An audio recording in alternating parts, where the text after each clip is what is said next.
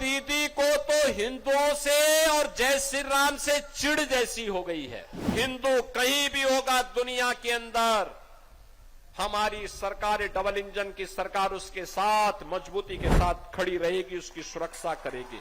बंगाल की धरती को हमें काबा की धरती नहीं बनने देना है। बंगाल की धरती तो काली की धरती रहेगी, मां काली की धरती।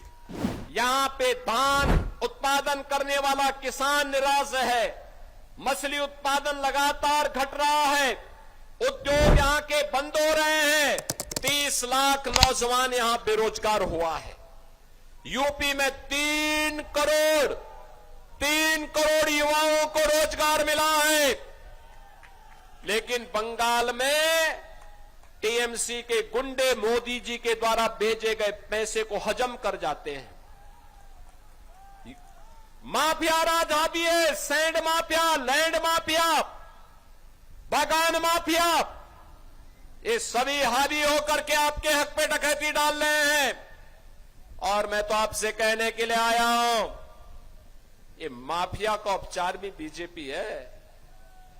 यूपी में बुलडोजर केवल सड़क नहीं बनाता है, ये माफिया गुंडे और दंगाइयों की हड्डी पसली को भी एक करता है सड़क के साथ में।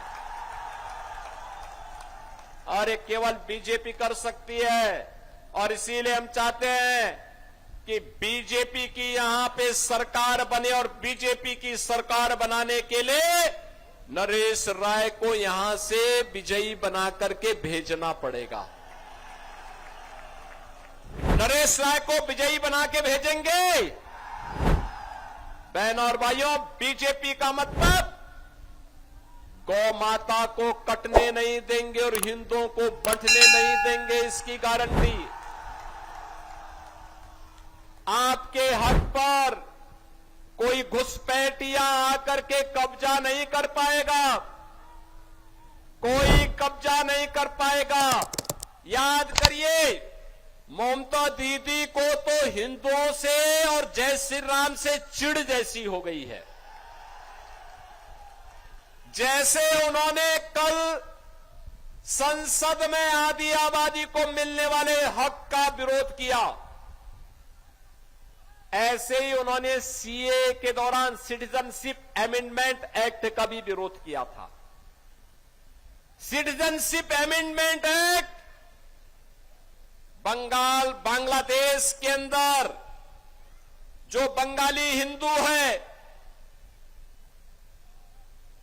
बौद्ध है, जैनी है, सिख है, अगर वहां प्रताड़ित होकर के भारत के अंदर कहीं रह रहा है तो उसको वहां पर मोदी जी ने प्रावधान किया है कि वहां की नागरिकता भी देंगे और उसको जमीन का लैंड भी देंगे।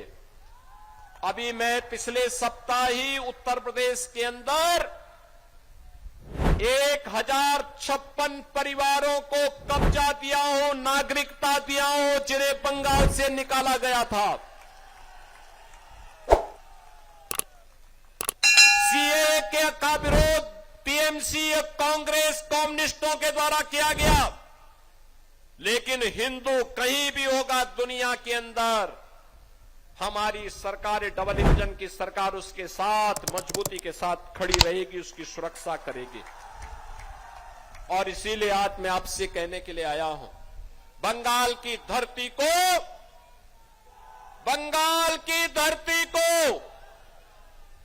हमें काबा की धरती नहीं बनने देना है। बंगाल की धरती तो काली की धरती रहेगी, मां काली की धरती, मां दुर्गा की धरती रहेगी, वंदे मातरम की धरती रहेगी, और हर हर महादेव का गूंज इस धरा से लगातार चलना चाहिए। और यही आह्वान करने के लिए आज मैं आपके पास आया हूं। भारतीय जनता पार्टी ने श्री नरेश राय को अपना प्रत्याशी बना करके आपके बीच उतारा है।